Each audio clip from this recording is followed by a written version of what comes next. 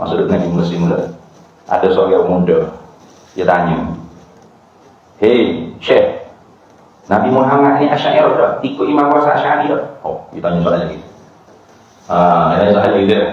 Jadi bila tanya soalan itu bodoh, kita jangan jawab kiri sangat, jawab bodoh juga. Nabi Adam pun nama Asy'ariyah.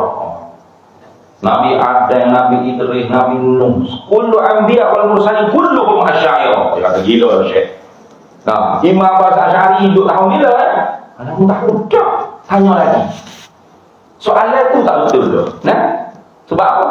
Sebab Imam Abdul Hasan Al-Asy'ari dan Imam baik.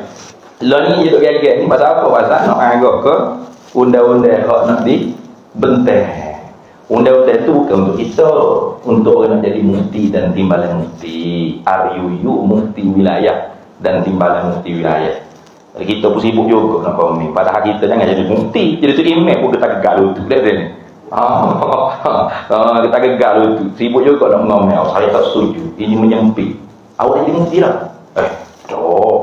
Saya jadi imam pun malu dia ni. Kita sibuk pasal apa? Orang nak marah benda ni kerana dia nak jadi mufti juga.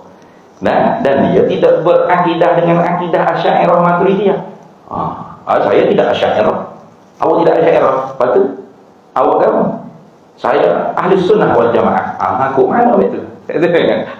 Ya, kalau Asy'ariyah Ahli Sunnah wal Jamaah hanya Asy'ariyah Maturidiyah, Nabi, sahabat, tabi'in, a'immah mazhabil arba'ah tidak Asy'ariyah. Sudah you ambil soalan gitu ni pula kita jawab dia. Ya juga, bodoh-bodoh jawab. Ya juga. Hari tak gok undang-undang ini. Tu. Jawab penyo. Ni, ambo ingat orang pernah tanya Syekh Ali Jumaah. Maksud Nabi Muslim mula. Ada seorang muda. Dia tanya, "Hei, Syekh, Nabi Muhammad ni Asy'ariyah tak? Ikut Imam Hasan Asy'ari tak?" Oh, dia tanya soalan lagi. Ada soalan lagi dia. Jadi bila tanya soalan itu bodoh, kita jangan jawab kiri sangat, jawab bodoh juga. Nabi Adam pun nama Asy'ariyah. Nabi Adam, Nabi Idris, Nabi Nuh, kullu anbiya wal mursalin kulluhum Asy'ariyah. Dia kata gila Syekh.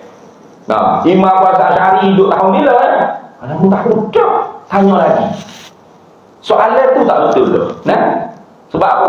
Sebab Imam Abdul Hasan Al-Asy'ari dan Imam Abu Mansur Al-Maturidi ini bukanlah dia yang menciptakan apa dia panggil prinsip ataupun mazhab yang baru, bukan. Dia hanya memperkemaskinikan, mensistematikkan pengajian ilmu akidah. Gitu je. Supalah ilmu lain pun, ilmu fiqh, ilmu tajwid, ilmu nahwu, ilmu sharh, itu semua ulama yang mereka memperkemaskinikan. Zaman Nabi tak ngaji nahwu sharh, tapi sahabat sebut betul. Bahkan zaman Nabi ni tak ada ilmu tajwid, tak ada. Harakat, baris, apa semua tu tak ada zaman Nabi. Bahkan Quran ni ditulis dengan tidak lengkap. Hak tulis tidak lengkap ni pula tidak ada titik, tidak ada baris. Bayang. Jadi kita ni ada Quran yang kita baca ni tak ada titik, tak ada baris. Memang tak ada lah, ada titik, ada baris. Walau bowling mana? Tak betul lagi baca. Siapa letak titik, siapa letak baris? Bukan Nabi. Itu ulama yang letak titik Imam Ahmad Al-Farahidi. Yang letak baris Imam Abu Aswad Ad-Du'ali. Bukan Nabi. Pasal apa? Ulama berkhidmat dengan agama untuk umat baginda Nabi Muhammad sallallahu alaihi wasallam. Kalau ulama-ulama Asy'ariyah tidak membentuk ilmu tauhid dengan secara disiplin ilmu sistematik, maka payahlah kita nak mengaji. Kalau Al-Quran hadis ini seperti laut. Laut yang tidak bertepi, luas. Bu'istu bijawami'il kalimi. Aku dibangkit oleh Allah dengan kalimah yang menghimpun makna yang dalam. Jadi ulama lah yang kejung gali.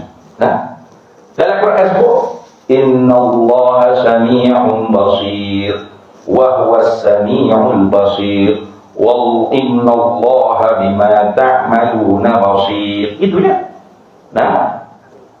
Innallaha basirum bil ibad. Kalau terjemah, wa huwas sami'ul basir, dan dia Allah yang maha mendengar dan maha melihat. Bagaimana maha mendengar, maha melihat? Ini timbul perpecahan. Kata Mu'tazilah, kata Jahmiyah, Allah mendengar dengan hidupnya atau dengan ilmunya, yang ilmunya ialah zatnya. Pendek kata, Allah mendengar dengan zat, tak ada sifat. Sebab apa? Sebab kalau Allah ada sifat, la ta'addadatil qudama, berbila-bila lah benda qadim. Allah zatnya qadim, sifat-sifatnya qadim.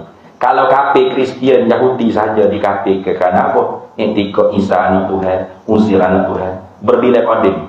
Apalagi kalau kita pegang ada sifat-sifat di zat Allah yang qadim seperti zat Allah Ta'ala, maka lebih hangit lagi kafirnya. Maka Tuhan tak ada sifat, jadi dipanggil mu'attilah. Jadi Allahu sami'un bizati, Allahu basirun bizati, Allahu qadirun bizati. Allah maha kuasa dengan zatnya, maha mendengar dengan zatnya, maha melihat dengan zatnya, maha mengetahui dengan zatnya. Sifat ada. Itu Mu'tazilah. Lalu ulama ahli sunnah wal jamaah kita kata, mana boleh kita faham seperti itu?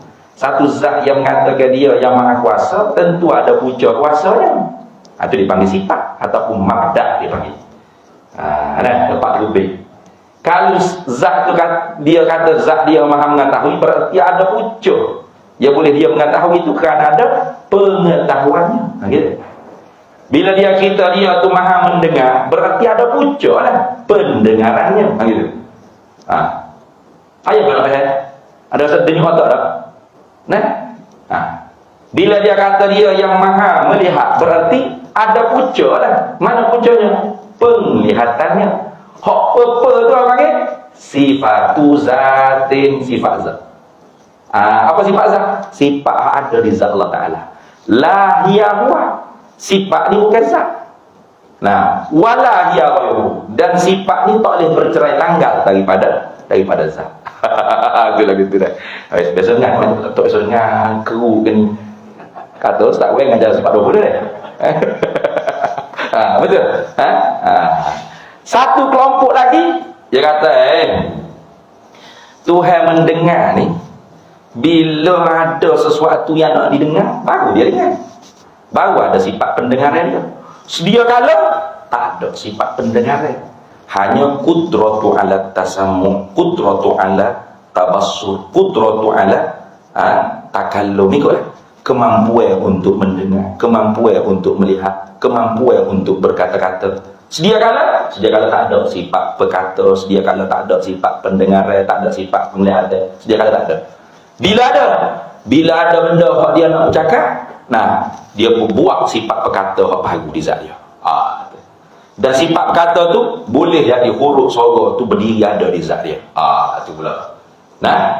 Ataupun dia buat sifat pendengaran baru. Benda hak nak didengar tu baru ada, baru dia buat pendengaran itu ada. Lalu baru dia mendengar. Jadi pendengaran itu baru, mendengar itu pun baru. Dia panggil sifat fi'lin ada. Tunduk di bawah kudrat iradah. Allah buat di zat dia. Allah buat pendengaran, Allah buat penglihatan di zat dia. Bila ada nak didengar, nak dilihat. Dahsyat lagi, dia boleh buat telinga untuk dia dengar. Ini buat karomiyah, hasyawiyah, mujassimah, musyabbihah. Ini kok sebelah tu pula. Hak tadi hulu fitanzih. Melampau pada menyucikan Allah tidak serupa dengan makhluk sehingga menafikan habis segala sifat-sifat Tuhan.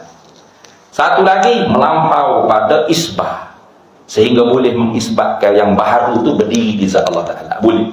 Qiyamul hawadis di zatillahi ta'ala jaizun. Itu berdiri perkara baru di zat Allah Ta'ala tu harus. Hatta jarihah pun harus bagi Allah Ta'ala. Telinga mata, telinga mata mana? Apa maklum? Maka Ahlus Sunnah wal Jamaah ni mari ikut tengah-tengah. Kita nafi keserupaan Allah dengan makhluk dan kita isbat apa yang telah diisbat oleh Allah di dalam Quran. Kalau isbat orang panggil sifat khabariyah, maka isbat lafaz makna tafwid pada Allah.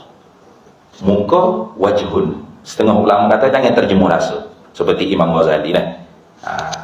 Kalau kita nak terjemah apa boleh? Muka apa mana? Bukan muka ni. Lepas tu muka apa? Surah pada Allah. Tangan bukan tangan anggota. Lepas tu apa makna tangan? Surah pada Allah. Itu sifat khabariyah dia panggil. Itu ahli sunnah wal jamaah itu. Nah, mata lagu mana? Ayunina. Segala mata-mata kami surah pada Allah. Bukan mata ni. Nah, apa tak lagi sebab mata ni? Sebab mata ni kita maklum. Mana? Ni berjirim di sini. Jadi mata gini tak boleh kita mari dalam kepala otak kita dengan Tuhan. Tak boleh. Lepas tu mata lagu mana kalau bukan mata gini? Allahu a'lamu bihaqiqat. Allah Maha mengetahui mata Allah yang disebut dalam Quran itu apakah hakikatnya. Satu jalannya ahli sunnah juga ialah isbat sifat. Sifat mata, sifat telinga, sifat muka, sifat kaki. Sifat. Boleh bahas sifat? Tak boleh bahas. Sebab telinga, kaki, tangan kita bukan sifat. Zat, jirim. Apa makna sifat tangan Allah? Allah Maha mengetahui. Isbatul yad sifatan min sifatillah. Itu jalannya ahli sunnah wal jamaah juga. Lepas tu apa boleh isbat pula orang panggil sama basar. Ini ada juga orang kata ni. Asy'ariyah ni. Nah, boleh kata Tuhan ada sifat pendengaran, penglihatan, pengetahuan. Tapi tak serupa dengan pendengaran, penglihatan, pengetahuan kita. Tapi pula tak boleh nak kata Tuhan ada mata, telinga. Apa masalah? Kalau ada mata, ada telinga, tak serupa mata, telinga kita. Sudah. Nak jawab lagu mana? Jawabnya telinga, mata ni kita boleh faham hakikat dia. Betul tak? Sebut telinga, kenapa tak? Terbayar tak? Alat. Anggota. Berbentuk. Kalau telinga gajah, bentuk telinga gajah. Kalau telinga kangaroo, bentuk telinga kangaroo. Kalau telinga beruk, bentuk telinga beruk. Kalau telinga kita, bentuk telinga kita manusia. Lepas tu kalau telinga Allah, sudah. Nak tak bayar lah kepala tak boleh. Telinga Allah, sama tu. Bentuk dengan putih ke? Ada bulu-bulu juga dah. Sudah. Ni nak kasih bui. Sebab apa? Sebab telinga mata boleh ditangkap image-nya, jirimnya, hakikatnya, mahiyahnya.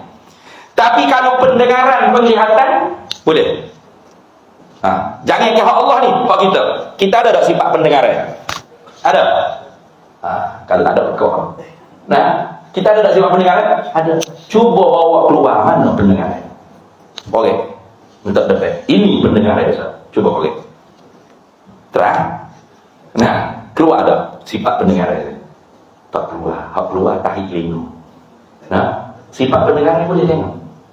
Boleh ukur. Ada imaging tak? Kita sendiri tak tahu hakikat pendengaran kita. Kita sendiri tak tahu. Apalagi pendengaran Allah.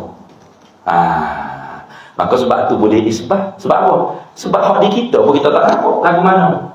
Tak ada lagu. Penutur kita, pekata kita. Cuba buat keluar. Kau di hati ke? Kau tu tak ada. Ini sifat penutur saya, pekata. Boleh? Di akhirat esok Tuhan tak letak di dekak di mulut. Tuhan letak di tangan tu ni. Al-yawma nakhtimu ala afwahihim wa tukallimuna aydihim wa tashhadu arjuluhum bima kanu yaksibun. Kayak gitu. Pada hari akhirat pula, hak cakap dengan kami, tangan-tangan manusia. Mana Tuhan letak sifat pekata penutur di tangan pula ya. Tangan pula dekat je. Terima daripada akak. Terima daripada akak. Terima tak? Tak terima? Sudah. Terima tak terima? Terima daripada akak. Terima. Tak pada adat. Pada adat tak terima. Jangan tukar. Terima daripada akak. Terima. Tak terima pada akak. Tolak Quran lah. Ahli sunnah Asy'ariyah tu ajar tu. Betul stesen akak kita. Jangan tukar dengan kebiasaan adat. Supaya apa? Supaya kita boleh tasdik maja bihin Nabi sallallahu alaihi wasallam. Apa yang dibawa datang oleh Nabi sallallahu alaihi wasallam. Kalau boleh tahapnya seperti Sayyidina Abu Bakar Siddiq. Mana? Inni la usaddiquhu bima huwa ab'ad min dzalika. Aku membenar, setuju, terima dengan apa yang dibawa datang oleh Nabi Muhammad SAW. Lebih daripada cerita Isra, aku boleh terima. Mana Mi'raj kau gak aku terima. Sebab apa? Sebab akal orang mukmin itu betul memikir. Sebab tu belajarnya hukum akal. Beza hukum adat. Ulama Asy'ariyah itu atur. Bila kita baca Quran hak menyalahi adat, kita tak kata cerita Doraemon, cerita khurafat. Apa? Sebab akal kita boleh diterima. Itulah betul dah. Habis itu. Jadi kalau orang awam tak mengaji, nah, lepas tu kita nak hukum kata orang awam ni bukan Asy'ariyah. Boleh ke? Boleh? Tak boleh juga. Sebab